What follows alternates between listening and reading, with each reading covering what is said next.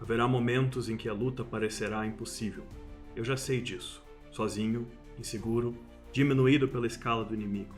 Lembre-se disso. A liberdade é uma ideia pura. Ela ocorre espontaneamente e sem instrução. Atos aleatórios de insurreição estão ocorrendo constantemente em toda a galáxia. Existem exércitos inteiros, batalhões que nem imaginam que já se alistaram na causa. Lembre-se que a fronteira da rebelião está em toda parte. E mesmo o menor ato de insurreição empurra nossas linhas adiante. E então lembre-se disso. A necessidade imperial de controle é tão desesperada porque é tão antinatural. A tirania requer esforço constante. Ela quebra, ela vaza. A autoridade é frágil. A opressão é a máscara do medo. E saiba disso. Chegará um dia em que todas essas escaramuças e batalhas, esses momentos de desafio, terão inundado as margens da autoridade do Império. E então haverá muitos. Uma única coisa quebrará o cerco. Lembre-se disso. Tente. Oh, ahoy, marinheiros! Vocês estão ouvindo o Terra Vista, um podcast sobre world building. Ah, mas que papagada é essa? Vou explicar. Aqui falamos sobre como são construídas as terras fantásticas da cultura nerd e popular. Sejam elas terras completamente novas, ou versões modificadas da nossa própria realidade. A nossa tripulação aborda a cultura, a história, a geografia dessas terras, entre outras curiosidades e, claro, muito da nossa própria opinião. Para você que quer uma imersão maior nestes mundos, ou só lembrar o contexto da sua franquia favorita, então entra no barco com a gente, porque temos Terra Vista! E a gente tem vinheta? Eu posso começar com uma vinheta, se você quiser.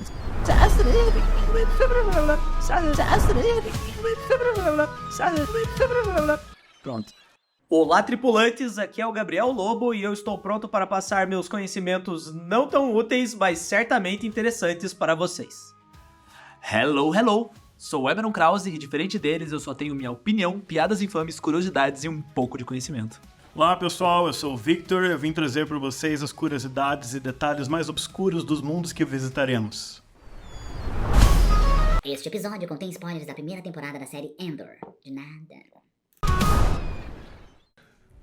Então, depois, todo mundo já sabe que depois das guerras clônicas, todo o conflito que teve, os separatistas perderam, a República perdeu, e quem ganhou foi o Palpatine, que converteu a República no primeiro Império Galáctico.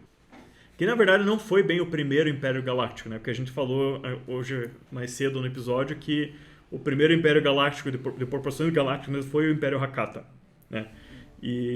Só que o Palpatine provavelmente não conhecia o Império Hakata, então ele não está equivocado. Você não ia ter aquela frase legal dele lá do Senado, First Galactic Empire! E assim, considerando que o Império Hakata existiu na galáxia 15 mil anos antes da existência do Palpatine, você pode perdoar ele por não saber que já existiu alguma coisa assim. Mas, então, como é que ficou o Império depois dessa... E eu gostaria de fazer uma nota para lembrar que a primeira pessoa que fez uma moção para dar poderes ilimitados pro Palpatine foi o Jar Jar Binks. Obrigado por ter destruído a galáxia. Valeu, Jar Jar Binks. Cara, o pior é que eu gosto do Jar Jar Binks, saca? Essa aí foi uma cagada, mas eu gosto do personagem. Ele foi manipulado. E eu gosto muito do ator, do Ahmed Best, que interpreta ele. E como é que ficou o Império quando o Palpatine instituiu, quando ele fez essa transição? Os Jedi foram perseguidos, né? O Império, aos poucos, gradualmente, começou a mudar do exército dos clones para o exército dos Stormtroopers. Então, talvez algumas pessoas ainda não saibam disso, né? Mas os Stormtroopers não são os clones. Os Stormtroopers, eles são tropas conscritas, ou seja, alistamento militar obrigatório, né? É uma coisa terrível, ainda bem que não tem no Brasil, né? Não. Mas então, os Stormtroopers, eles fazem serviço militar obrigatório, eles são retirados de vários mundos do Império, e eles substituem os clones porque a pessoa encarregada de fazer essa transição, que é o Tarkin, né? Uhum. O grande Moff Tarkin, que aparece no episódio 4, né?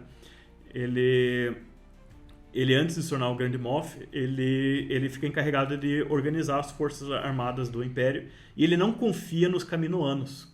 Eles acham que os Kaminoanos têm muito controle sobre os clones, e é um controle que o Império não pode confiar. E esse arco que eu estou contando para vocês agora é muito bem exemplificado na série Bad Batch, que está disponível no Disney Plus, que é fenomenal. Moff Tarkin, pra você que não lembra, é aquele cara que com certeza é um personagem que o Tim Burton desenhou. Só porque ele é zoiudo e Ele é meio zoiudo, pálido, magrão de tudo, assim.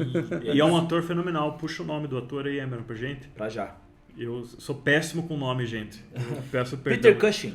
Peter Cushing, excelente ator que fez uma ótima interpretação do Van Helsing. Então, em Star Wars, nós temos um ator que interpretou o Conde Drácula e outro que interpretou o Van Helsing. Boa. Mas eles não contracenaram. Não contracenaram, infelizmente. Mas são ambos lendários, né? Então, assim, eu sou muito ruim para lembrar do nome do ator, mas eu lembro muito bem do talento do cara e do histórico dele. E, inclusive, ele foi reconstruído, né, no Rogue One, a aparência dele. Uhum. Então, o Império ele substitui o exército de clones por exército de Stormtroopers. Depois, ele instituiu o Inquisitorius, que foi uma organização de Jedis capturados que foram torturados para caçar outros Jedis fugitivos da Ordem 66, né? Isso você vai ver bastante no Rebels, que acho que, se não me engano, foi a primeira série a introduzir esse conceito. Mas você vai ver também em jogos como Jedi Fallen Order, que é um jogo mais moderno de Star Wars. Muito bom, por sinal. Os Inquisidores, eles são eventualmente erradicados também. O plano inicial deles era usar eles para caçarem outros Jedi e depois o próprio Palpatine ia se livrar deles. Eles são treinados inicialmente pelo próprio Darth Vader. Lembrando que a Ordem do Sith só pode ter 2. Exatamente. Né? Eles não são Sith. Eles foram um instrumento, eles nunca foram Siths. Exatamente. Propriamente. Mas a gente vê que, enquanto alguns deles foram meio que forçados dentro dessa nova organização, eventualmente veio uma onda de inquisitores que estava totalmente imersa e de acordo com os propósitos do Império. E todos se ferraram no final. Sim. Todos eles. Porque o Palpatine não pode tolerar. Eles aparecem muito em Obi-Wan também. É verdade, eles aparecem bastante em Obi-Wan. Mas enfim, eles são aqueles carinhas que vestem preto. Normalmente eles têm espadas giratórias. Todos eles têm a desilusão de que eles vão conseguir o favor do Imperador, ou eventualmente até competir com o próprio Vader, mas não dá. O Vader tá a 1000. Se você jogou Jedi Fallen Order, você vai ver como que o power level do Vader tá muito acima do Inquisidor Médio. Então, sem dar spoilers, né? Mas Então, outra organização importante do Império é o que aparece no Rogue One. No Rogue One não, desculpe, no Endor, que é o ISB. Eu sempre esqueço o que significa essa sigla, você lembra, Gabriel? É o serviço de inteligência do Império, né? Eles fazem aquela... É o Intelligence Service Bureau? O que é? Imperial... eu acho que é por aí. ISB, a sigla em inglês. Eles são responsáveis pela transmissão de informações, né? Eles são a polícia... Eles conectam a polícia secreta do Império. Eles Isso. são a KGB ou a Gestapo, como você prefira. Informação secreta, babaca. ISB. Eles espionam cidadãos do Império para achar núcleos de resistência e matar os movimentos de resistência antes que eles comecem, né? Que são... O Vader não gosta dessa organização, tem um conflito. Eu gosto quando vocês falam Vader, parece que são íntimos dele. Vader. O Darth Vader, né? Ele não gosta do ISB, porque o ISB espiona o Vader também, e o USB... Agora, eu não me recordo, acho que está nos quadrinhos do Vader isso, que alguns dos dirigentes do ISB têm eles acham que podem substituir o Vader, porque o Vader tem muito favor com o Imperador, e os oficiais do ISB querem conquistar favor com o Imperador. É que eles não entendem que é verdade que o Vader está muito acima deles. Então tem meio que uma rixa também, assim. Eles não entendem como ele é fundamental para que o Império exista. É que uma das atribuições principais do Vader é treinar os Inquisidores e administrar inquisitórios. Você vai ver isso no Obi-Wan, né? Principalmente, que o Obi-Wan tem... O Vader tem comando direto dos Inquisidores. E o USB quer mostrar que eles também são capazes de fazer isso melhor. Né? Não confundir com USB. Tô pensando aqui, fala que a galera da Alemanha já sabia o plot todo, né? Porque Vader em alemão é pai, né? literalmente um Dark spoiler Pai. mesmo ambulante. Vai um segredo aí, Emerald. Se você procurar um capacete militar nazista e depois comparar com o capacete do Vader, você vai ver uma certa conexão Aí, também. então, nossa, alemão curtiram muito o filme. Eles olharam, nossa, já sei o plot Já todo. sei o plot, o nome do cara é pai. Algumas décadas antes do filme, eles já estavam sabendo Sim. de tudo. Quem que é o pai? O pai de quem? E outra coisa importante que está acontecendo no Império é pesquisa científica. O Império ele tem uma corrida interna em questão de descoberta militar científica para ver como efetivamente aniquilar toda forma de resistência da galáxia e conseguir um controle consolidado. E a gente tem 2 personagens que despontam como importantes, né, nessa corrida. Um deles é o grande almirante Thrawn, que vai ser o grande vilão do Rebels e que é um personagem muito legal. Ele foi criado originalmente pelo escritor Timothy Zahn, que escreveu a trilogia sequel do Universo Expandido, que são os 3 livros que hoje são chamados de trilogia Thrawn, né? E eu não li esses livros ainda, eu tenho eles estão separadinhos para ler, mas eu quero ler eles quando tiver pleno tempo e atenção para me dedicar. Mas o Thrawn eu conheço, eu já via algumas partes eu já vi do que ele é capaz. Ele é um almirante que, mesmo após a queda do Império, depois do episódio 6, ele representa uma ameaça tremenda para a Nova República. Então, antes mesmo, já no Império, ele já é uma grande figura. Ele aparece muito no Rebels quase como um gênio militar estratégico imbatível, assim. E a grande revolução científica dele para o Império seria um novo conjunto de TIE Fighters, né? Aquelas navezinhas legais dos Troopers, sabe? Os combatentes do Império. Uma bolinha com 2 orelhas gigantes, Isso. assim. Tipo como se fosse uma gravata borboleta, por isso que chama TIE Fighter, que é gravata em inglês. Né? Só que no caso dele seria um TIE Fighter com o escudo um pouco mais alongado e que ia efetivamente ter uma reserva de escudo, que é coisa que os TIEs não têm. Os caças mais rápidos eles não costumam ter. Ele descobriu uma forma de fazer um escudo compatível, o que ia tornar essas disputas entre caças praticamente perdida para todos os rebeldes. Sim. Mas, graças à equipe do Rebels, essa descoberta acaba não dando certo. E quem aparece como o grande substituto dessa ideia, né, e que vai ser daí o vencedor da corrida militar científica dentro do Império, é o diretor Orson Krennic. O grande vilão do Rogue One. O vilão de Rogue One, que vai apresentar para o Imperador a proposta dele para subjugar a galáxia, que é nada mais, nada menos do que a Estrela da Morte. Essa questão do Krennic eu acho que não ficou muito clara ainda, porque a Estrela da Morte aparece originalmente no episódio 2, quando o Conde Dooku mostra um holograma brevemente da Estrela da Morte, né? Então ele tá conversando com os Geonosianos, parece que os Geonosianos tiveram alguma parte... Deixa eu te contar que o Rebels amarra as pontas. Ah, é? Os Geonosianos, eles elaboraram o conceito original da Estrela da Morte, mas aí uma sonda imperial acabou indo para Geonosis e descobriu, né, esses planos, e o Império efetivamente foi até Geonosis extrair essa informação, né? Eles trazem toda essa estrutura de planejamento da Estrela da Morte. E o personagem que acompanha toda essa etapa dentro do desenho é o Saw Gerrera.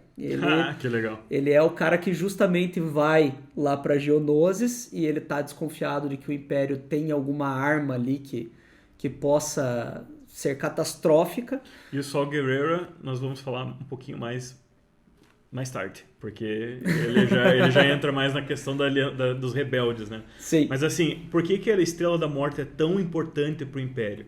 Porque, veja, o Palpatine ele precisava fazer uma transição mais rápida possível da República para o Império. Né? Ele não podia perder tempo, nem podia encontrar muita resistência, senão as coisas iam desandar. Por quê? Porque ele fez ele tomou o poder desde dentro do sistema, entendeu? Então ele tinha que converter o sistema inteiro. Sim. Se o sistema se voltasse contra ele, ele não ia conseguir consolidar o poder. É um domínio top-down, né? Ele tá em cima e ele tem que fazer o domínio dele se estender até embaixo. Só que assim... Se você prestou atenção no manifesto que a gente falou no começo, né? A autoridade dele exige poder, exige atividade, ele tem que estar ali forçando.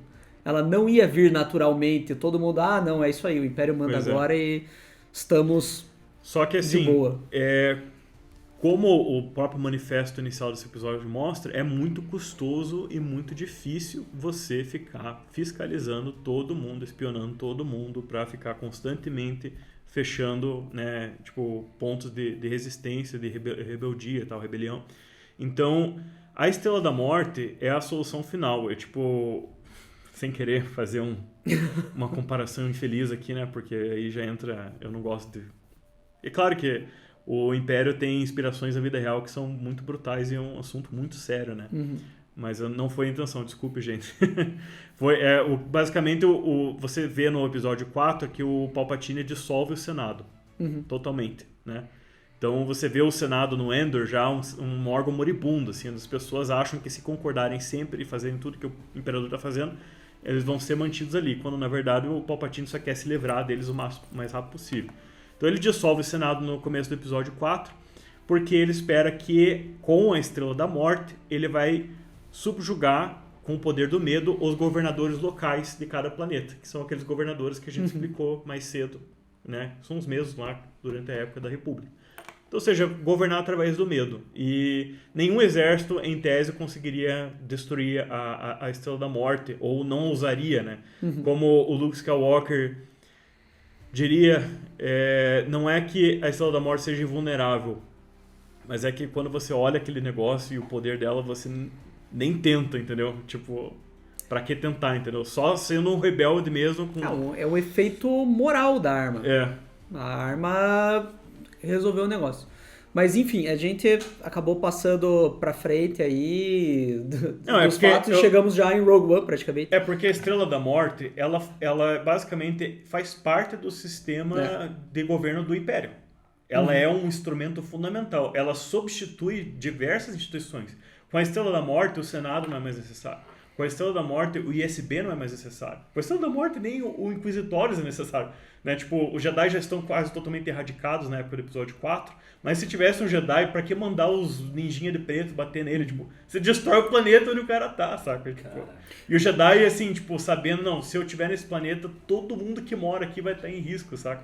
O Jedi se entrega de uma vez. Então a Estrela da Morte é um negócio para consolidar totalmente o poder do Palpatine. Pois é, mas eles não chegaram na Estrela da Morte de uma hora para outra. Realmente levou um tempo, teve essa corrida até que um destacamento do Império descobriu a tecnologia que estava perdida lá em Geonosis, para daí o Orson Krennic começar a investir nela.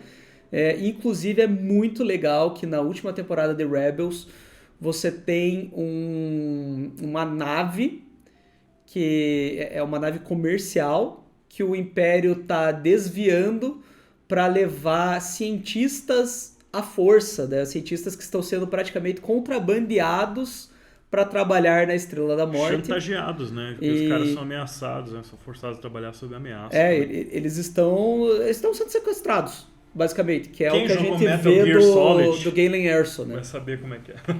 E, inclusive, né, outra coisa que essa nave está transportando é um puta de um Kyber Crystal gigantesco, que é o que vai abastecer a estrela.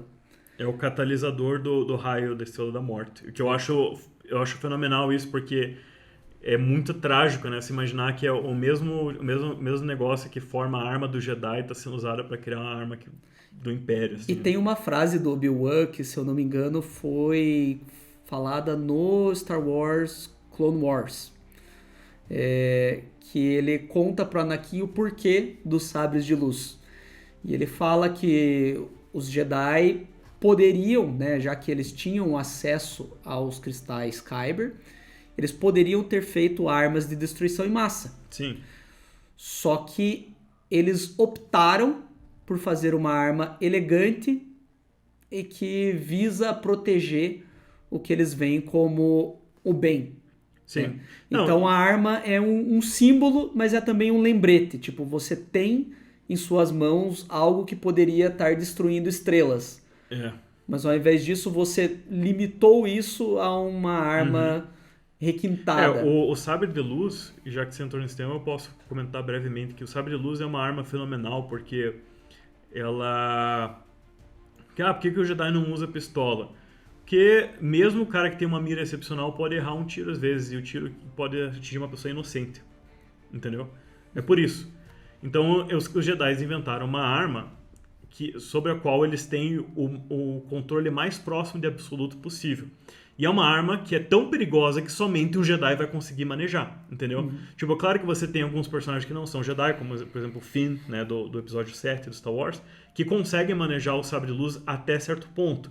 Mas, assim, eles jamais vão conseguir usar da forma mais letal e mais eficaz possível, e mesmo usando da maneira noob, assim, ainda corre um alto risco de se cortar com aquele falando negócio. sobre a forma mais letal de se usar o sabre de luz, ninguém usa no filme, porque senão não teria graça nenhuma o sabre de luz, que é um meme que eu vi fantástico. Desligando, ligando de novo? Desligando, ligando de novo, exatamente. Não funcionaria. Por quê? Porque no momento que você desliga o teu sabre de luz, você expõe a tua guarda. E os Jedi, eles têm uma habilidade que é comentada nos filmes, mas é pouco percebida pela audiência. Os Jedi, eles sempre têm uma presciência de alguns milissegundos à frente, por isso que eles conseguem defletir tiros. Então, se o cara é tão rápido e tem um reflexo tão aguçado ao ponto de ele consegue defletir um tiro, é claro que ele vai perceber o momento que você desligar o sabre. Você vai desligar o sabre, daí o cara já não dá nem tempo de você começar a sorrir, de rir da cara dele, que o cara já tá com o sabre no teu pescoço, entendeu? Não sei, eu achei bem Então, legal. assim, o Jedi... Por isso que o duelo de Jedi é um negócio tão acrobático e poético, entendeu? Porque eles conseguem ver, entendeu? A certo ponto, aonde que o sabre vai atingir, eles já sabem antecipar. Que doideira. Então é uma coisa animal, assim, o reflexo Jedi é um negócio incrível. Por isso que o Anakin mesmo, uma brilho criança de quem de vê 9 mais anos... ali, ó. Pra você ter uma ideia, o Anakin, uma criança de 9 anos, consegue participar de uma corrida de pod race.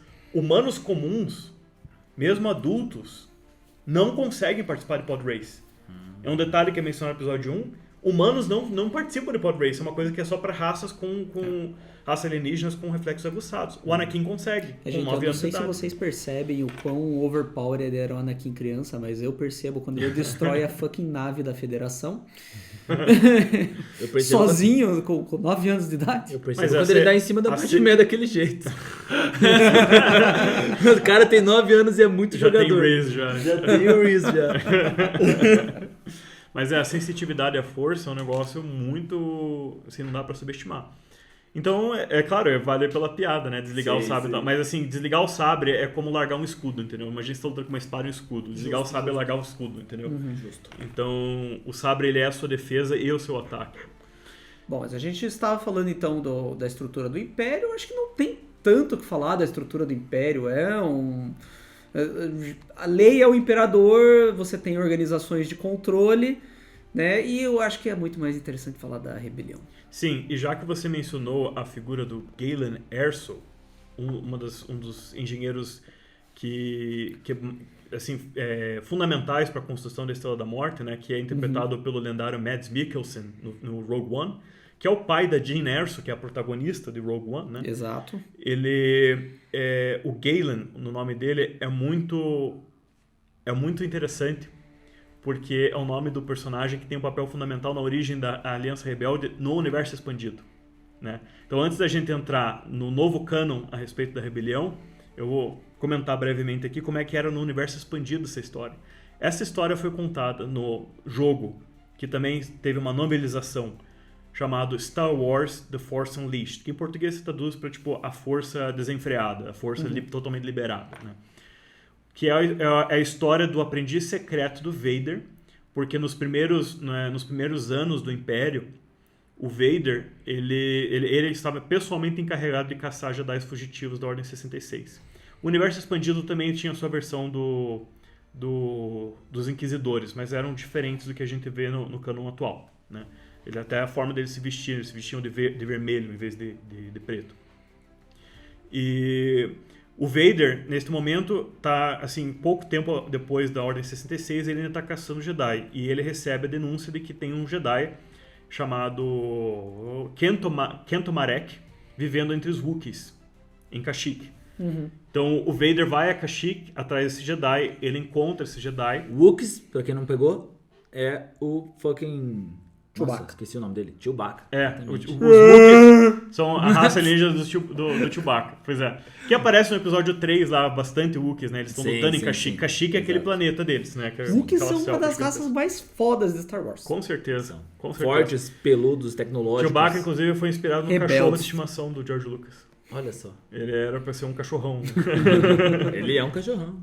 Então, o Vader encontra o Kento Marek em Kashyyyk, mata o Kento Marek, mas aí ele encontra o filho do Kento, que se chama Galen Marek. E esse piá, ele chama a atenção do Vader imediatamente, porque enquanto o Vader tá lutando contra o Kento, ele fala assim: você é fraco, saca? Eu vou vencer você facilmente, mas eu sinto alguém muito mais poderoso por perto. Onde está seu mestre? E daí o Kento fala: você matou meu mestre anos atrás, saca? Daí ele vai lá, mata o Kento, e daí de repente alguém puxa o sabre de luz do Vader na mão dele, saca? Desarma o Vader usando a força. E é o Galen, que é um piazinho de 9 anos. E o Vader fica impressionado com o poder do Galen, porque ele é só um piá. E meio que tipo o jogo coloca, essa história coloca na dúvida: será que o Galen não é um segundo Anakin, porque o primeiro escolhido não deu certo? E é como se a força tivesse originado um segundo. Porque assim, a gente sabe que o Galen teve uma mãe, né, e teve um pai, mas a gente não sabe as circunstâncias do nascimento dele, saca? E ele é extremamente poderoso, isso fica claro. Esse tipo, o tema do jogo é isso, ele ser extremamente poderoso. E o Vader usa o Galen Marek com o codinome de Starkiller, né? Que é uma referência ao nome original do Luke no roteiro original do Star Wars, do episódio 4, que ia se chamar Luke Starkiller, né?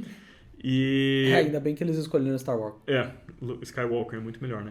O codinome do Galen para ser Starkiller, e o Vader usa Starkiller para caçar o Jedi fugitivo. Ele mata, por exemplo, a Mestre Shakti. Mas resumindo, o Force Unleashed, ele mostra ali o Starkiller primeiro, ele mata os Jedi fugitivos, depois o Palpatine descobre a existência do Starkiller, descobre que o Vader estava treinando secretamente esse aprendiz, aí ele vai lá, ordena o Vader matar o Starkiller. O Vader o que faz? Ele não mata o Starkiller, ele fere o Starkiller com aquele jeito clássico de enfiar o sabre no meio do torso do cara, mas o cara de alguma forma sobrevive. O único cara que não consegue fazer isso, aparentemente, é o coitado do Qui-Gon Jinn, né? Mas aí o que acontece? Aí é feito um novo plano, né? O Palpatine e o Vader deixa o Starkiller sobreviver. O Palpatine chega pro Vader e fala: ó, eu não gostei que você puxou esse aprendiz aí sem me falar, mas então agora a gente vai usar ele para fazer o seguinte: você vai dizer pra ele reunir os inimigos do Império numa aliança rebelde. Eu acho engraçado esse joguinho dos Siths, né? Eu não gostei desse negócio de você querer me trair. Eu tava planejando uma coisa muito parecida, mas não veio ao caso. É bem exatamente isso. Então, assim, o que acontece? O Vader, em vez de matar o Starkiller, ele vai lá, fere o Starkiller no momento pra convencer o Palpatine, depois ele puxa o Starkiller, restaura o Starkiller à saúde. E daí ele chega pro Palpatine e fala o seguinte: vamos fazer o seguinte, eu não vou mais usar esse aprendiz pra te matar, mas a gente ainda pode usar ele pra uma coisa pro Império, né? Daí o Palpatine: beleza, então você vai fazer o seguinte, você vai falar pro teu aprendiz que eu acho que ele está morto, que eu acredito que você matou ele, mas que ele vai agora ter uma nova missão. Em vez de caçar Jedi, ele vai reunir os inimigos do Império pra formar uma aliança rebelde, e você vai dizer que o plano é me distrair enquanto você e ele planejam um verdadeiro golpe contra mim. Palpatine conversando com o Vader, saca? E é isso que eles fazem. Depois, a segunda metade do Force Unleashed é você usando o Starkiller para encontrar quatro fundadores da Aliança Rebelde, que é o Garm Bel Iblis, que é o cara que vai fornecer a frota de naves da Aliança Rebelde, junto depois com os Mon Calamari, né? O Almirante Akbar, né? O famoso It's a Trap. Depois o Galen vai atrás do Bail Organa, que foi sequestrado pelo aprendiz da Shakti, que depois foi pro lado sombrio da força, é outro boss fight. Depois você vai atrás da Princesa Leia, que tem uma participação no jogo, é bem legal, que foi capturada em Kashyyyk. Não sei o que ela estava fazendo em Kashyyyk, não lembro. Todo mundo vai pra Kashyyyk. Todo mundo vai pra Kashyyyk. E, por último, você encontra com o Mon Mothma, né? Então, assim, aí o grande Mon Mothma. São vários núcleos de resistência, núcleos de rebelião que o Galen é responsável por unir por conta de uma trama do Vader. Ele ainda é fiel ao Vader nesse momento. Mas nessa jornada, ele vai vendo quem que realmente está com a razão, entendeu? E daí, quando o Galen reúne todos os líderes da aliança, eles fazem a declaração de rebelião no planeta de Corellia, que é o planeta natal do Garm Bel Iblis, o cara que forneceu as frotas, né? E lá o Vader aparece de novo, aí ele fere o Starkiller de novo. Ele fala, não, na verdade o Imperador, esse aqui foi um plano do Imperador, entre mim e o Imperador você não vai fazer parte, então você pode E ir. o Akbar falou que era uma armadilha? Não, o Akbar não estava presente. Aí o Starkiller descobre a cagada que ele fez, ele pensa, o quê? Eu vou resgatar esse pessoal que eu ajudei a reunir, e vou passar pra eles, porque o Império é malvado mesmo, e eu me ferrei, porque eu fui muito estúpido. Eu caí 2 vezes no mesmo truque, na mesma enganação. E é isso que ele faz. A Mon Mothma, que aparece no Endor, né? Aparece também na trilogia original. O Garm Bel Iblis, o Bail Organa, que é o pai adotivo da Leia, né? Só a Princesa Leia que ela não estava presente, ela estava por meio de holograma ali, mas eles desativam o holograma antes do Vader chegar, pra compatibilizar com o episódio 4 lá. Eles são todos levados para a Estrela da Morte, e a última fase do jogo é o Galen Marek invadindo a primeira Estrela da Morte, que ainda está em construção, para resgatar os fundadores da Aliança Rebelde. E lá ele dá uma surra no Vader. Ele é o único cara assim, tipo, poderoso o suficiente para dar uma surra no Vader. Mas depois ele toma uma surra do Palpatine. E daí ele se sacrifica para conseguir, usando a força lá, salvar os fundadores da Aliança Rebelde.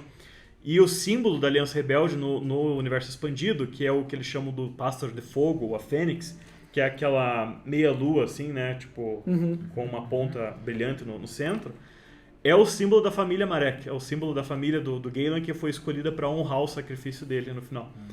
Então, assim, o jogo tem um pedaço de história de Star Wars, assim, muito importante. Eu lembro que na época que estavam anunciando o Force Unleashed, estavam anunciando, fazendo esse marketing bem ostensivo, gente, esse aqui é um novo capítulo principal da história de Star Wars. E o jogo em si, em alguns aspectos, envelheceu muito bem. O gráfico da versão de PC tá muito bom, assim, para os padrões, para quem está acostumado com jogos mais modernos. A gameplay, durante a maior parte do jogo, é bem satisfatória, que é aquele hack and slash, né, overpower, assim, power fantasy. Só as boss fights mesmo que eu acho que deixam a desejar, porque esse jogo não foi feito para duelo de sabre de luz, ele foi feito para hack and slash.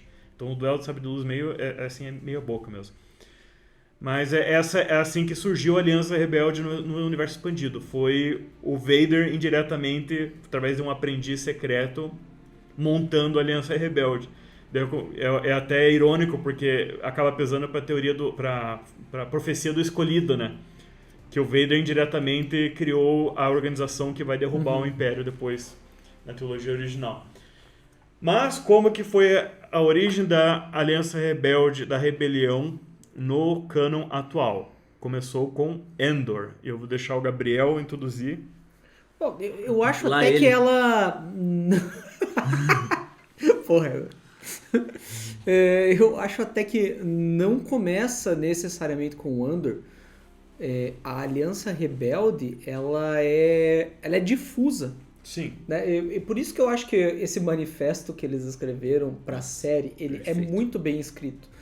Porque ele mostra como a galáxia vai se rebelando aos poucos. Né? A gente brincou ali sobre Kashyyyk. Até em escala individual, né?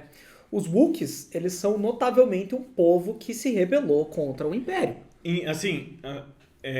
Kashyyyk é um dos planetas-chave, porque o pessoal fica reclamando que Kashyyyk aparece direto nos videogames dessa época, episódio 3 e 4.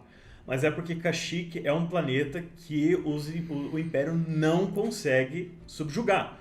Sempre que eles subjugam, acontece alguma coisa lá que os caras se voltam. Porque é uma voltam a raça brigar. guerreira, é uma raça guerrilheira, que eles sabem Sim. lutar na floresta, e é uma raça com tecnologia. Sim, os Wookiees têm conhecimento tecnológico. Os caras Então, os Wookiees, eles sempre foram oponentes dignos do Império dentro do próprio território deles. E eles também conseguem se esconder numa região do planeta deles chamada as Terras Sombrias, que é uma região que é o chão da floresta, que eles vivem na árvore, né? Que tem aquelas árvores colossais e cachique. O piso da floresta é uma área onde o sol não chega, saca? Uma área meio deserta, assim, só tem as raízes das árvores gigantes. E daí é o que eles chamam de Shadowlands, as Terras Sombrias. E lá os imperiais não conseguem penetrar. Por isso que os Wookiees sempre conseguem se revoltar de novo. Liderados pelo chefe Tarful, né?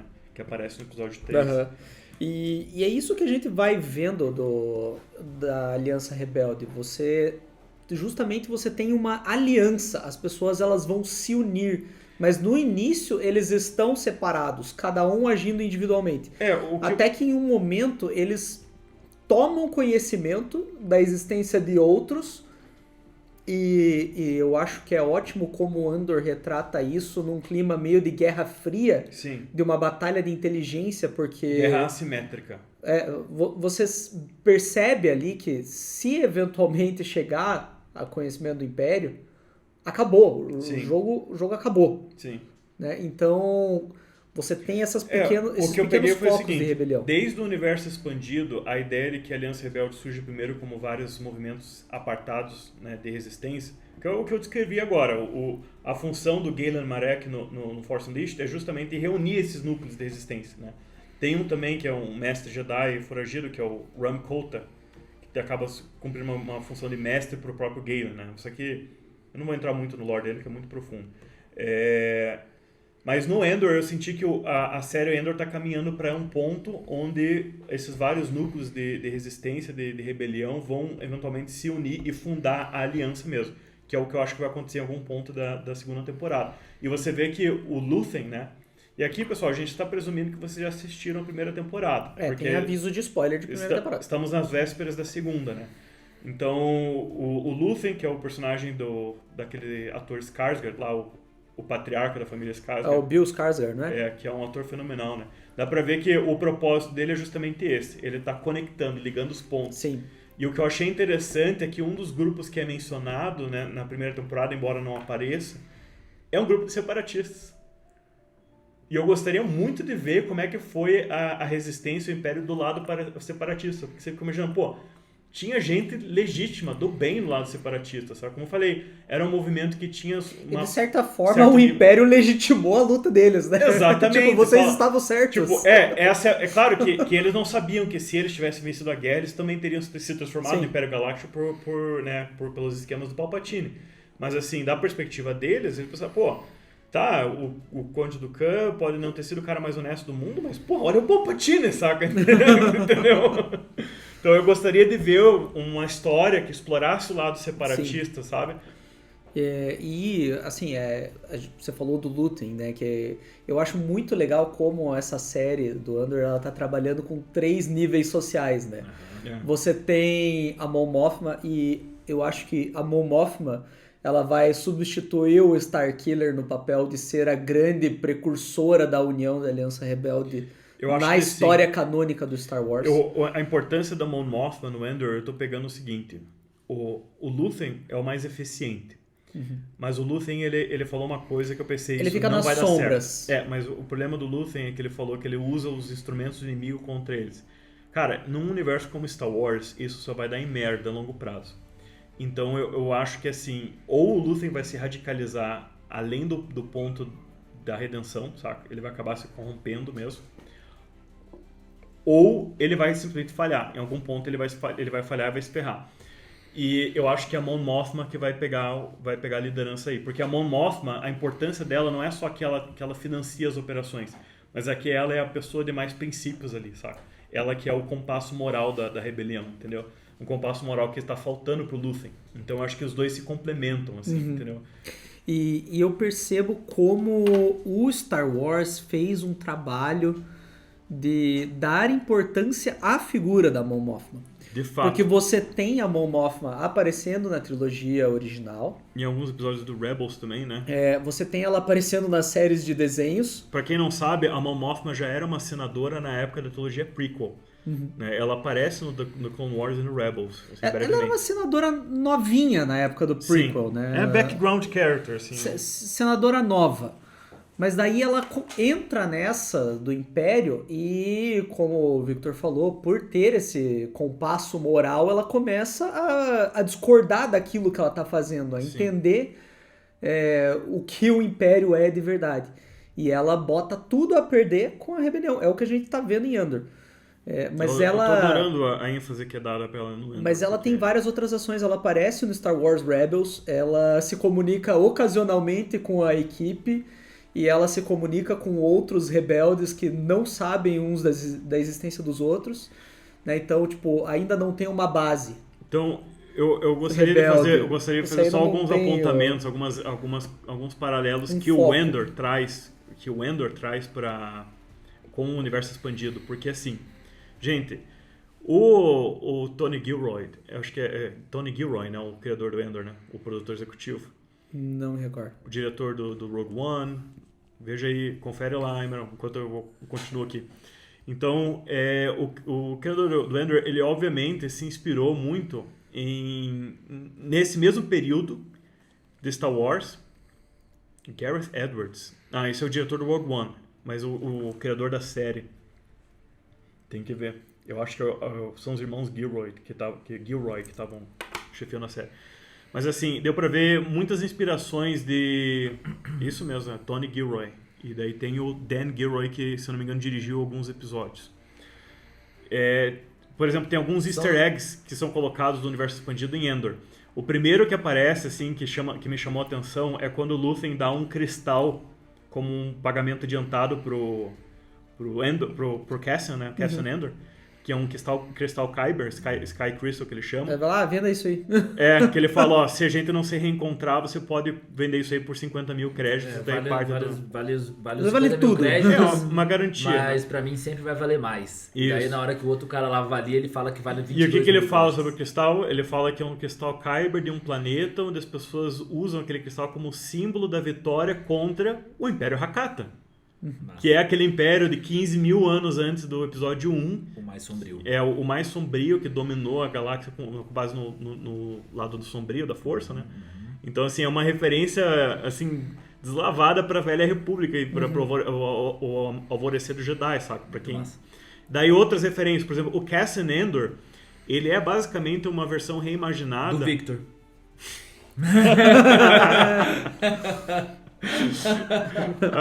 Não. Ele é uma versão reimaginada de um personagem lendário do universo expandido, que é o Kyle Katarn. Porque o Kyle Katarn, ele aparece primeiro no jogo chamado Dark Forces, Star Wars Dark Forces, que inclusive tem uma versão remasterizada disponível em todas as plataformas atualmente, tá? Que é muito boa. Para quem gosta do Doom clássico, Dark Forces é Doom com skin de Star Wars. É fenomenal. Enfim, o Kyle Katarn, ele é um mercenário recrutado pela Aliança Rebelde, pela Mon Mothma especificamente, para roubar os planos da Estrela da Morte. Ou seja, é o arco do Cassian Endor no Rogue One. É basicamente... Só que o jogo é muito menos dramático. O jogo é literalmente a primeira fase do jogo, você rouba os planos da Estrela da Morte de maneira bem fácil até, sabe? Comparado com o filme. Tá assim. guardado numa gaveta. É basicamente isso. O Kyle Katarn tem a audácia de falar no final da primeira fase, isso é fácil demais. Tipo, mas canonicamente, pro Kyle Katarn conseguir facilmente roubar os planos, os rebeldes tiveram que iniciar uma batalha de espaçonave nas proximidades ali de onde estavam sendo guardados os planos. Então, uma guerra estelar? Um Star Wars? Uma guerra de espaçonaves, uma batalha. Mas é muito bom, assim, como no cânone e pegando essa parte do Legends também, a aliança ela só sobrevive a partir de algumas atitudes individuais que, se você desconsiderar da figura grande, parece que não é importante. Mas assim, só pra vocês terem uma ideia, só pra vocês terem uma ideia de como eu sei que é uma referência, primeiro de tudo, o Kyle Katarn, ele se veste igual o Endor, com uma jaqueta de couro marrom no primeiro jogo, no Dark Force. Depois ele tem um arco diferente, que ele vira um Jedi, isso aí já foge do que o Endor. Já viajou. Já foge demais. Mas assim, a pistola do Endor, do Cassian Endor, que se chama Briar Pistol, ela foi criada por Dark Forces. O primeiro concept art daquela pistola, que é uma pistola icônica demais, eu adoro, acho muito massa, né? Ela é imediatamente reconhecível. Esse concept art original da pistola foi feito por Dark Forces, tá? Inclusive na versão remasterizada lá para você consultar. Então, assim, é uma óbvia referência ao Kyle Katarn. E, por exemplo, no Rogue One, que a protagonista do Rogue One se chama Jyn Erso, certo? O pai dela é Galen Erso. O primeiro nome Galen até então só havia sido utilizado para o Galen Marek, que é o protagonista do Force Unleashed. É o cara o catalisador que deu origem à Aliança Rebelde, certo? A filha do Galen Erso, a Jyn Erso, tipo assim, é muito similar ao nome da Jen Ors, que é a parceira do Kyle Katarn. O Kyle Katarn tem uma piloto que ajuda ele nas missões, né? E às vezes é Jen Ors. Jyn Erso, Jen Ors, é muito parecido. Deus. Que é a guria que acaba ficando a parceira do Cassian Andor, entendeu? Então, assim, são cheios de referências. E uma referência ainda mais ostensiva, que eu acho que o Gabriel e o Emerald não pegaram, na primeira temporada de Andor, lá na loja de antiguidades do Luthen, no background, tem uma armadura. Eu peguei, Com samurai. um capacete. Eu vi. Aquela armadura é a Do armadura Darth Revan. do final alternativo de lado sombrio do Force Unleashed. Ah, isso eu não peguei mesmo. Porque o Star Killer, o Galen Marek, ele, se você... Porque no final do Force Unleashed você tem a escolha entre salvar os rebeldes ou matar de vez o Darth Vader. Se você mata o Darth Vader, os rebeldes morrem, depois o Palpatine te destrói e depois ele te reconstrói como se fosse o Darth Vader 2, entendeu? E daí ele é aquela armadura que ele usa. Porra, nesse ali final é alternativo. um lugar que podia ter muitos Então, assim, easter eggs, né? aquele capacete Muito, ali é muito uma legal. referência ostensiva. Tipo, olha só, a gente reconhece esse personagem. E, assim, pra quem não sabe, o Galen Marek, o protagonista de Force Unleashed, ele é interpretado pelo dublador do Darth Maul, o Sam Witwer, que é um cara, assim, que, pô, as iniciais do cara é SW, saca? Star Wars, né? O cara tem Star Wars no nome. Que ele dublou, no The Clone Wars, ele dublou o Darth Maul, ele dublou em alguns episódios o próprio Palpatine, como ele também dubla o Palpatine no Force Unleashed, ele faz a voz, né? Ele dublou um dos inquisidores lá, aquele cavaleiro da série da Ahsoka, sabe? Que aparece brevemente. É ele que dubla também. Então ele é um dublador que tá em um monte de projeto, Lucasfilm, vários personagens, sabe? É ele que é o Galen Marek. Eu gostaria de ver ele aparecer em live action em algum projeto. Acho que seria massa ele aparecer em Endor ou na Ahsoka, assim. Nem que fosse só um cameo, sabe? Bom, acho que a Ahsoka agora vai estar difícil porque foi pra um caminho bem diferente a série. Mas assim... Mas Andor... que eu essas acho que são o as Andor vai ser referências muito que eu focado. peguei de Endor, assim, são referências muito bacanas, assim, recompensam os fãs de longa data. E é uma coisa que você vê que, tipo... Endor, na minha opinião, é a coisa que mais respeita o universo expandido, assim, porque tirou inspirações claras de várias histórias bacanas, sabe? Mas acho que Endor também conseguiu ter mais oportunidade, porque você vê o Cassian numa missão praticamente itinerante. E eles mostram justamente isso, assim, ele como esse agente de inteligência que tá em movimento e que, na verdade, quase não tem um comando central. Você tem o Luthen passando para ele as coisas, mas ele nem sabe exatamente a quem que ele tá reportando. É ele porque o Luthen tem que controlar a informação que é passada para cada agente dele, né? Porque... Então ele tá trabalhando, sabe-se lá pra quê? Ele virou o operário. Eu tô fazendo a minha parte e eu estou alienado do resto, mas eu tô torcendo para que conforme as minhas atitudes forem intercalando com as dos outros Você tá falando que do estão Luthen? trabalhando... Não, do Cassian mesmo. É porque o Cassian, a maior parte da série, da primeira temporada pelo menos, ele é um mercenário, né? Até chamam isso Até de ele mercenário. ser convencido do E espírito da demora pra ele ser rebelião. convencido, né? Mas assim, a série é muito bem escrita. Uma coisa que essa série faz... E assim, gente... porque eu não quero assistir mais nada da Disney. Cara, você assistiu Mandalorian. Você tá escutando... Eu sei que você não gosta da Disney, mas eu sei que você assistiu Mandalorian. Porque todo mundo assistiu É Mandalorian. impossível resistir ao Baby Yoda. Simplesmente impossível. Se você assistiu Mandalorian e não vai assistir Endor, cara... Não, sério, não faz sentido, cara. Tá errado. O Endor Porque é muito fantástico. Eu entendo você que tem uma opinião negativa da Disney, eu entendo você não querer assistir Ahsoka, Obi-Wan, Boba Fett, o Book of Boba Fett. Eu entendo, tudo bem, tá, não quer. Mas Endor, cara, se você assistiu Mandalorian, eu recomendo você assistir Endor. Eu juro. É Endor muito bom. Tipo assim, não gosto de Star Wars, não quero assistir mais nada. Tá, assiste sem pensar em Star Wars. Sério, assiste aqui, você pensa que tá assistindo só uma série muito foda. Que é uma história de luta contra a tirania. Exato. Se Não você tem- desconsiderar todo o enredo, ainda é diria uma o história de contrário. luta contra a Eu diria o tirania. seguinte, assista pensando que é Star Wars mesmo, porque é uma baita história de Star Wars. Eu acho muito legal. É incrível, assim. é incrível. E o negócio que essa série faz é que ela não desperdiça o teu tempo. Ela tem 12 episódios, que pra hoje já é muitos episódios pra uma temporada, mas esses episódios são separados em arcos de 3 episódios. E você vê, a cada 3 episódios tem um começo, meio e fim. Depois mais um começo, meio e fim. E esses arcos se conectam no final.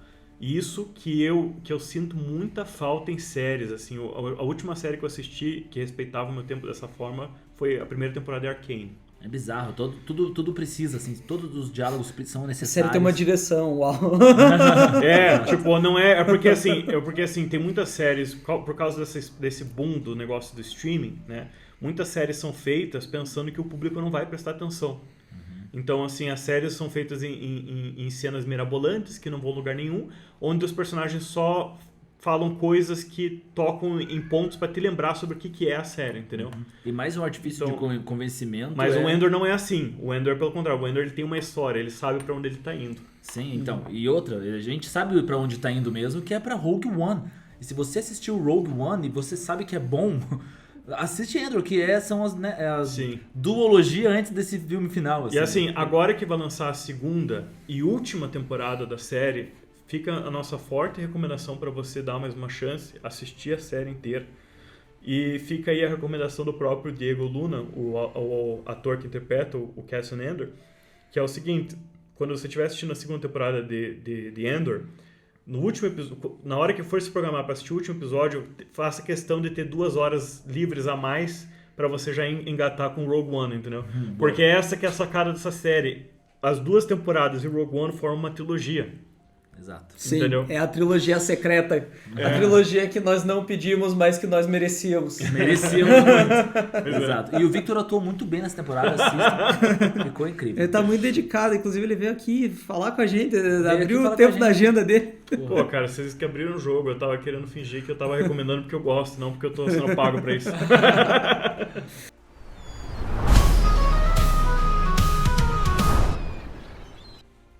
Mas é isso, a gente vê ali no Endor essa formação, né, desde da Mon Mothma, que é praticamente uma aristocrata, porque a gente sabe que politicamente ela é apenas figurativa.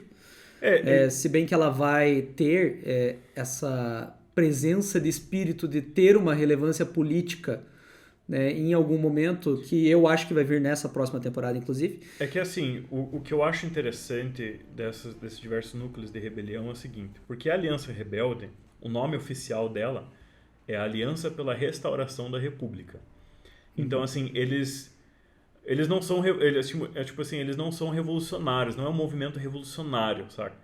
Não a aliança, mas ela incorpora movimentos revolucionários. Você tem, por exemplo, o Saul Guerrero, né? Que é interpretado pelo ator... Confere o ator, que, cara, eu sempre esqueço o nome de ator foda, incrível. Tenho o maior respeito pelos caras. É o Forrest Whitaker. Isso, Forrest Whitaker. Falando em nome de ator, eu preciso de mais um nível de convencimento pra galera assistir Andor, que é a Adria Arjona, que é a que faz a Bix. Ela é perfeita, ela é lindíssima, é uma gostosa. Sério, gente, pelo amor de Deus. Ela é muito bonita. Pelo amor de Deus, ela é muito Ela, linda. de fato, é muito bonita. Lindona. Então você não assiste por nada disso que a gente falou, assiste por Scalene, ela. Assista pra ver ela. Mas assim, o Forrest Whitaker, que, olha, gente, é incrível, né? Eu esqueço o nome do ator, mas eu lembro de grandes filmes que o cara fez. Eu lembro do Último Rei da Escócia, que ele contracenou com outro ator foda que eu também esqueci o nome.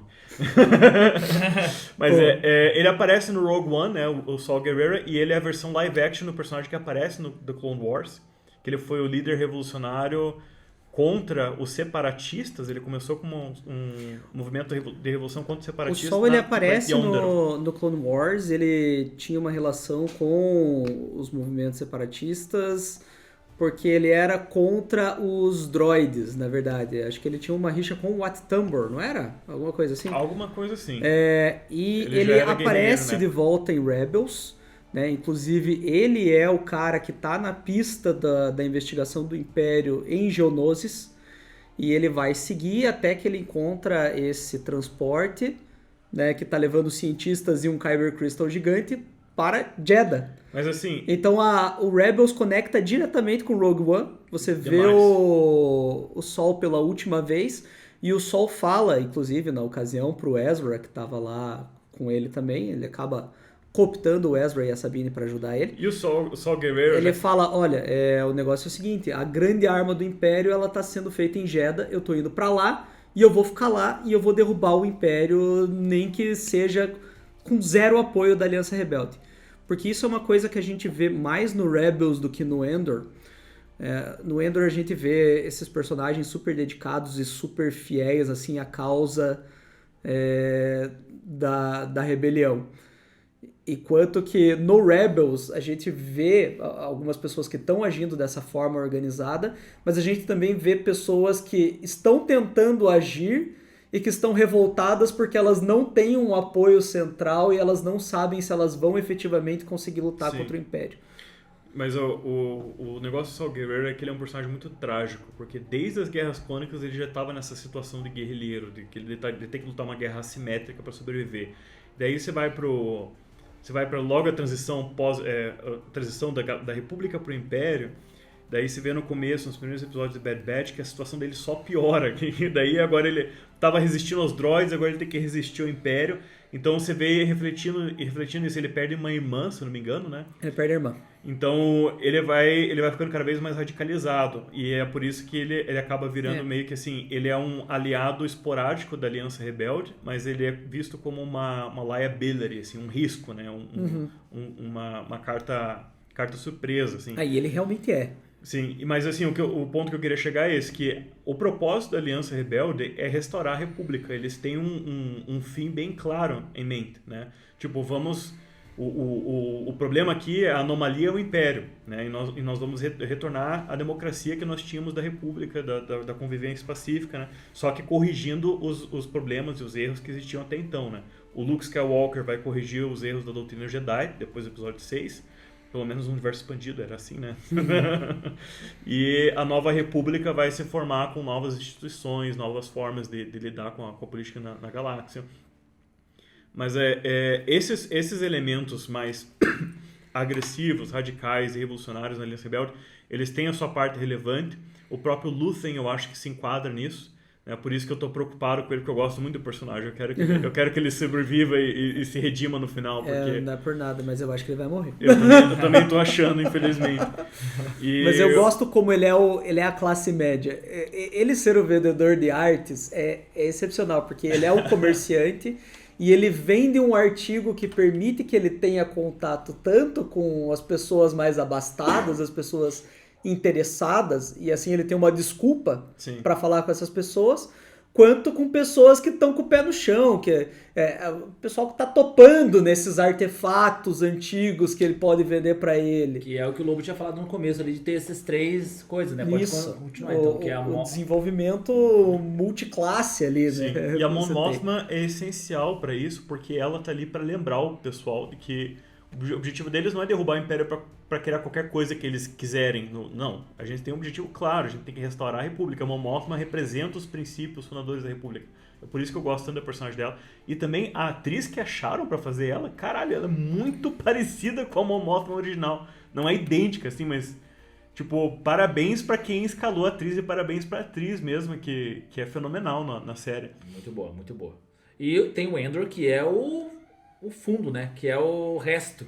Então tem lá, Mon Mothma pica, o cara do meio ali, o médiozinho, o Luthen, boa, né? o Luthen médio, e daí vem Endor, que mostra. A atriz da Mon Mothma é a Genevieve O'Reilly. Sim, se você for procurar Mon Mothma Endor e Mon Mothma trilogia original, você vai ver como que são parecidos, assim, sabe? Parece muito que eles tentaram rejuvenescer a atriz original, né? É engraçado, só que ao invés disso eles realmente usaram alguém muito parecido. Sim.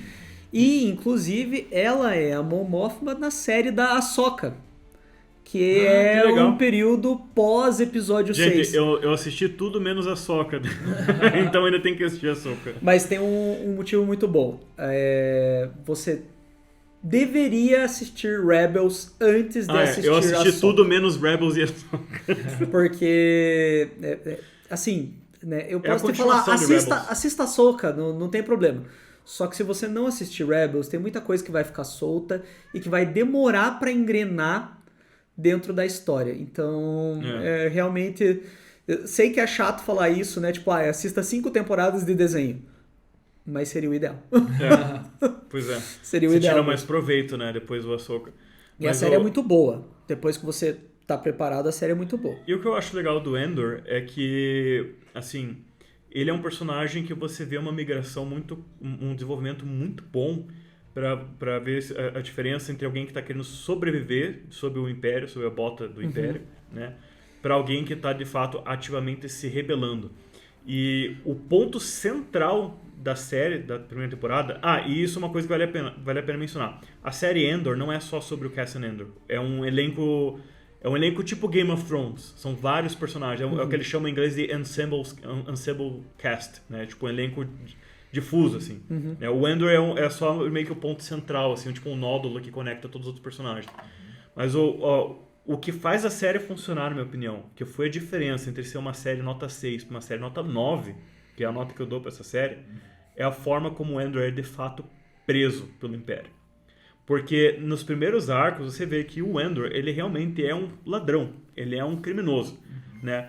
Então, assim, se ele fosse preso, se ele acabasse preso pelo Império por ter roubado alguma coisa, mesmo que todo mundo sabe que o Império é maligno, assim, tipo, ele foi preso porque ele roubou alguma coisa, entendeu? Porque ele violou uma lei que qualquer tipo de organização política vai ter, que é uma lei contra furto, contra roubo, entendeu? Mas não, saca? Ele rouba, depois faz o heist lá massivo, saca? E daí quando ele tá de férias na praia, saca? De boa, caminhando na praia, daí passam uns outros caras lá dele. Daí ele é preso só porque ele tava perto ali, nas redondezas, saca? Ele é preso a 6 anos de prisão, numa prisão fodida. Pelo melhor droid que tem, na minha opinião. Se jogar Jedi Fallen Order, você vai odiar esse droid. Foi mal. É o inimigo mais chato que tem. K2 Series. Eu penso no Rogue One, que ela é interpretada pela Phoebe, e é incrível. Só incrível. Mas assim, o ponto pivotal da primeira temporada é a forma como ele foi preso. Porque assim, porque ele foi preso por não ter feito nada, literalmente nada, né? Mostra você imagina que todo mundo que tá preso com ele também provavelmente foi preso injustamente, entendeu? Você não consegue odiar ninguém. Então assim, isso foi fundamental para mostrar a diferença do que é ser preso numa ditadura autoritária como o Império Galáctico, entendeu? Do que você simplesmente ser preso, entendeu? Perfeito. Então, E esse arco da prisão é absurdo de bom. Nossa, é muito, muito foda. Não, é o ápice da série, né, cara? Sem contar que tem ele, o brabo, Smeagol, Andy Serkis. O Andy Serkis, meu Deus. Nossa, Inclusive eu tô torcendo porque ele esteja o vivo. arco do Andy Serkis nesses episódios é absurdo. Que coisa de louco, assim, de você... Você chega no final e o teu coração fica palpitando pelo negócio, pelo evento da prisão. Todo o conceito da prisão, né, cara? Tipo... Cara, a prisão é muito original, achei muito original. Assim, eu tenho um livro chamado Em Busca do Sentido, que é um livro escrito por um psicólogo chamado Viktor Frankl. E esse livro, especificamente, é um psicólogo judeu que foi aprisionado num campo de concentração durante o regime nazista. E ele narra como é que foi a experiência desde o momento que ele pisou lá pela primeira vez até o momento em que ele saiu e como que ele se fortaleceu internamente para sobreviver, né? Então, assim, quando eu vi esse arco da prisão do Endor, eu fiquei só lembrando do livro, porque a primeira coisa que eles mandam você fazer quando você chega num campo de concentração, assim, de acordo com o relato dele, era tirar o sapato. E depois que você abria a mão do sapato que você estava usando quando você chegava lá, você nunca mais tinha um conforto básico de ter um sapato bom. Porque eles te davam um sapato padrão, que não cabia em ninguém quase, porque era um tamanho único. E o cadarço era podre, assim. Então o cadarço logo se apodrecia e se rompia. Então eles tinham que usar arame para amarrar o tênis. E isso, no inverno alemão, era torturante. Os dedos do pé de todo mundo começavam a congelar. E ele falava que esse desconforto básico com o teu pé impedia você de ter qualquer outro pensamento. Então, eles usavam, no campo de concentração, falando assunto super sério. Não, mas o Victor tocou nesse assunto porque no episódio é bastante importante, assim, isso. Sim. Eles focam bastante no pé dele. Então, assim, ter esse... porque os nazistas, eles usavam esses pequenos desconfortos que iam se acumulando e deixando a vida insuportável para você nem sequer pensar em rebelião, entendeu? Então, assim, eles recebiam um pedacinho de pão a cada 2 dias como alimentação. E eles estavam sempre preocupados no que eles iam usar para amarrar o sapato deles. Então, assim, a série, quando chega nesse ponto de tirar o sapato, assim, imediatamente veio isso à mente, sabe? Porque os caras têm que estar sempre descalços ali e sempre preocupados com o chão onde eles estão pisando, entendeu? E mostra, o contraste é que, né, eles estão sem sapato, eles precisam estar por conta de uma tecnologia que tem naquela prisão. O chão dá choque neles, né? Exato, quando eles querem, assim. Então... é como uma forma de castigo até, e disciplina, né? É a forma de E controle. os É uma guardas forma da de prisão, execução, todos né? eles estão com tênis descoladões até, se for pensar. São os tênis que evitam os Então, guardas de tomar choque. esse arco da prisão é a primeira vez que você realmente vê a natureza, como o Império é maligno mesmo em Star Wars. Porque até então eles eram os bad guys, assim, eram tipo os soldadinhos do mal. E é um trabalho excelente dessa série em mostrar o lado maligno do Império, Sim. que, pra ser sincero, a gente não vê tão em destaque da trilogia original. É que Você vê o Império, super poder militar, ok. Agora, o que a gente vai ver em Andor? A gente vai ver prisão, a gente vai ver campo de trabalho forçado, Sim. a gente vai ver planetas de mineração extraídos, exauridos até o último recurso. A gente vê aquelas burocracias, cara... Polícia secreta também, que é um negócio demoníaco. Eu acho sinistro aquele planeta que é tipo um grande departamento de serviço público, assim. Tipo, é muito louco falar isso, né? Mas, cara, cada pedaço da série te dá um desconforto diferente. Sim. Você vê aquele planeta onde ninguém tem expectativa nenhuma. É todo mundo como se fosse uma engrenagem ali que não serve pra nada. É desumanizado, Você tá falando entendeu? daquela empresa que foi todo mundo no cubículo? Isso, Aquilo é Coruscant, saca? Eles estão em Então, Coruscant. e, tipo, é desumanizado, sim. entendeu? Você não é uma pessoa pro Império, você é um número. Isso. Você tá aqui pra fazer uma tarefa repetitiva Então, porque assim, a gente não quis te exterminar o que pra botar um Depois robô a no gente lugar. descobre Filmes, o que é, O George inclusive, aquela Lucas tarefa. é um cara que é muito visual. Então, o negócio dele é comunicar muito com pouco visualmente. Então, assim... eu preciso comunicar ao povo que o Império é maligno. Ele bota os caras em um uniforme nazista e faz uns caras explodir um planeta no primeiro filme de Star Wars, que é o episódio 4, né? Que foi o primeiro a ser lançado. E ele esperava que você isso aqui ficou registrado na minha memória, esses são os caras malignos. E a gente efetivamente entende. Mas Star Wars é uma galáxia muito profunda e, assim, ter a oportunidade de você ver uma história que ilustra, assim, nos mínimos detalhes a crueldade do Império, saca? Até assim, tipo, pra ressoar na história da vida real, entendeu? De você imaginar... Porra, a gente tá falando de algo aqui que num universo fictício, mas, porra, coisas similares aconteceram no universo real, saca? Tipo, isso é foda, entendeu? Então, ajuda também, educa a audiência, ajuda a audiência a refletir sobre essas coisas também, Muito sabe? legal, muito legal. E é justamente a partir dessa revolta que você vai passando junto com o personagem do Cassian, que você vai entendendo por que a rebelião existe naturalmente. Tipo, as pessoas, elas já estavam se rebelando. Só que faltava alguma coisa que conectasse elas. E você vai vendo também como o Cassian passa, né, desse cara indiferente.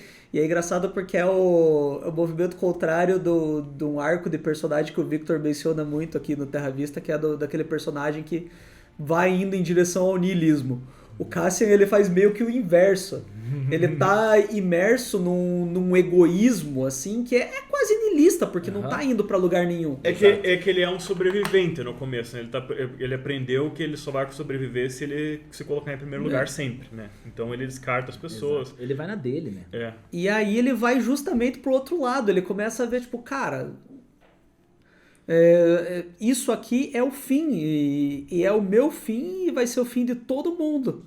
É que ele percebe... Ao mesmo tempo, perdão, Victor, ao mesmo tempo que mostra ele lá no começo, aceitando aquela proposta, indo lá, fazendo aquele heist bizarro, meio que, né, totalmente egoísta, porque ele quer dinheiro, ele quer isso, ele não tá lá pra ser um rebelde, né? Ele Sim, não tá lá ele é um pra ser, mercenário ele é um nesse mercenário, ele tá... E ele vai na prisão e ele, tipo assim, tá, ele é mais um preso, mas ele já tá numa mentalidade de, tipo assim, eu vou escapar daqui. Eu vou fazer uma coisa, não é possível. No momento que ele entra, ele já é diferente dos demais que estão ali, que poderiam ter pensado numa coisa assim. Então é que ele já tem um espírito natural de rebeldia, só que esse espírito tá assim, desviado para sobrevivência. E daí o que acontece, o que desperta mesmo o instinto de rebelião assim, em todo mundo, é a percepção de que quando você está vivendo sob o Império, como o Império Galáctico do Palpatine, tipo, não adianta você tentar sobreviver dentro das regras, porque não existe regra. E isso fica representado na própria prisão, que os caras descobrem que quando acaba a sentença deles, eles simplesmente são transferidos para outra ala da prisão. E se eles contam para os outros prisioneiros que eles foram transferidos para lá, eles matam todos os prisioneiros naquela ala, saca? Tipo, é um negócio extremamente cruel, assim. Exato. Então... o mais ou menos o Estrela da Morte na nutshell. Aí é quando o Andy Serkis grita, né? No one is getting out, saca? Tipo, aí que eles... Cara, a rebelião é tudo que sobrou, entendeu? Tipo, Não tem essa. é rebelião ou morte. Ou é isso ou vocês vão morrer. E daí quando o Endor sai, que você vê aquela nova energia nele, né? Que você vê tipo, aquela nova dedicação. Já que a gente tá fazendo analogias aqui pesadíssimas, né? Tem uma cena que agora eu vou pra outro universo nada a ver, mas que me lembrou nessa cena, né? Que é a rebelião, a morte e tudo mais. Que tem em muitos filmes, mas é que me lembrou muito a cena de Deuses Americanos, episódio 2, onde mostra a Nancy e ele tá lá nos navios negreiros. Nossa. E ele faz a mesma coisa, assim. Ele fala assim, galera, ó, é isso aqui que vai acontecer com vocês no futuro. Daqui 100 anos vocês... Eu não vou falar porque, de novo, né? Temas muito sensíveis e pesados. Mas é meio que isso, tipo assim... Ou vocês preferem morrer lá ou fazer uma rebelião e provar algum ponto aqui, sabe? Então, enfim, é uma cena muito forte, assim. Acho muito massa.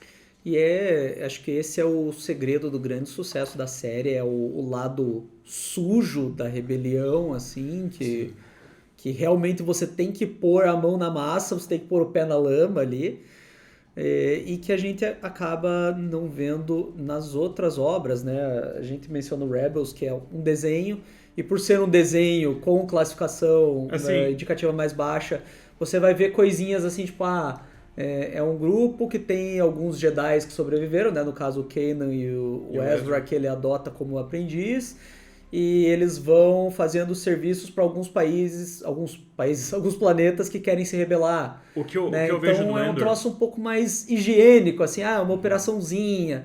Ainda lembra muito o Star Wars padrão, que segue aquele...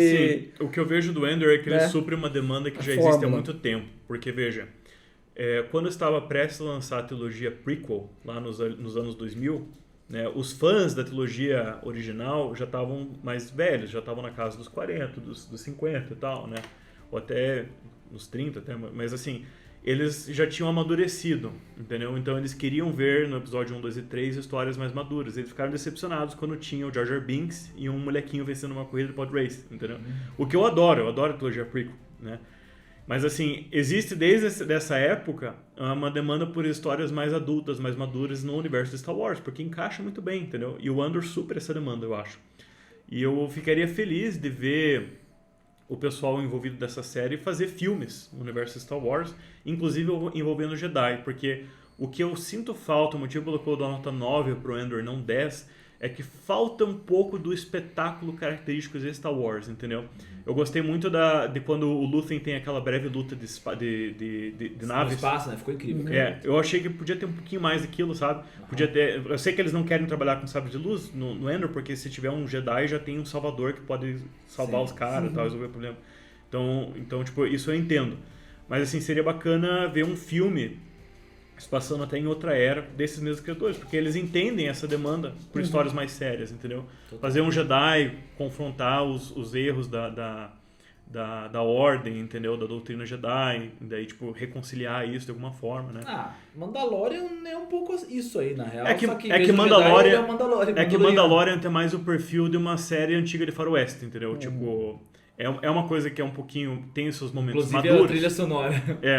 Tem os seus momentos maduros, mas ainda tem mais um foco em aventura mesmo, aventura da semana e tal.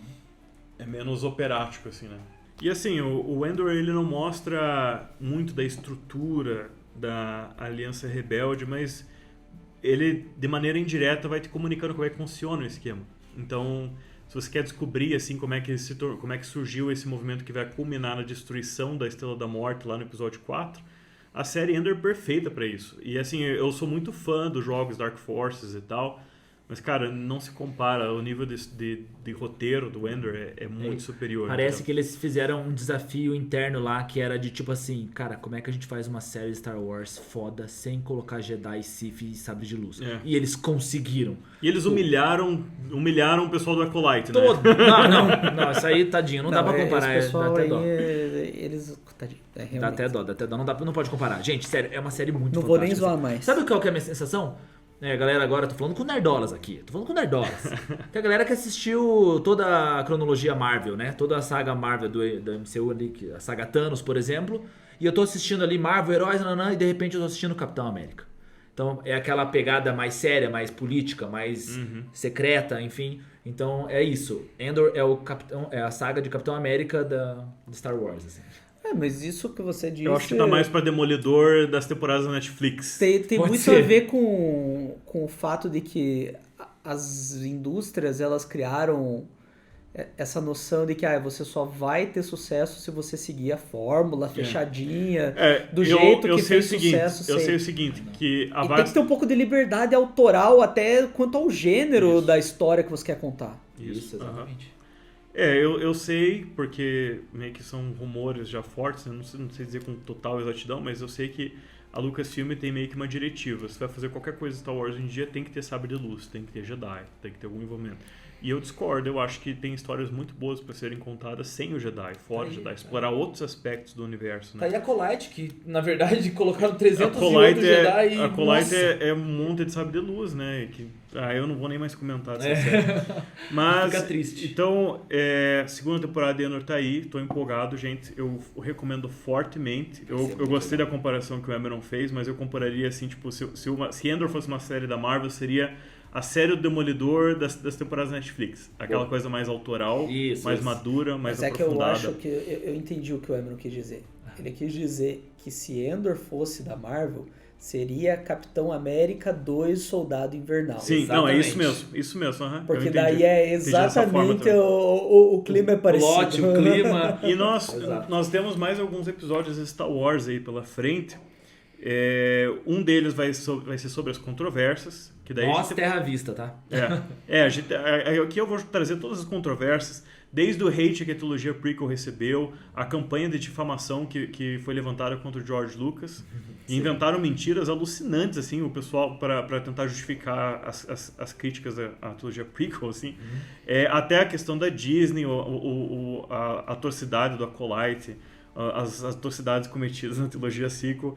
E eu acho que, assim, de todos aqui, eu sou a pessoa que vai estar no centro como a que todo mundo vai discordar de mim em algum ponto. Então eu já estou me preparando. Eu tô acostumado, na real. Esse episódio vai ser eu literalmente desenhando um alvo nas minhas costas. Porque o pessoal que odeia Disney vai discordar de mim, o pessoal que adora Disney vai discordar de mim. Agora vocês entendem porque que o Victor não aparece nas nossas publicidades, nas coisas. É por isso. Ele não quer morrer.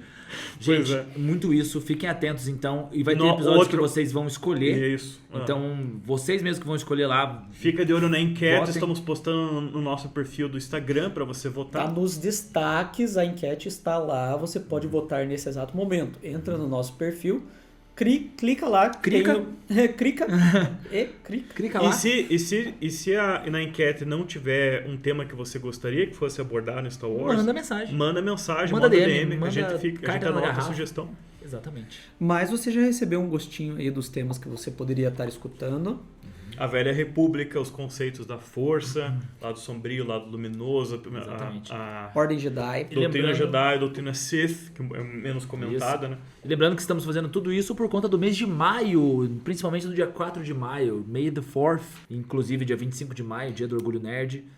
Estamos com várias coisas de Star Wars para falar para vocês, galera. Beleza? Que a força esteja com vocês. E fique ligado.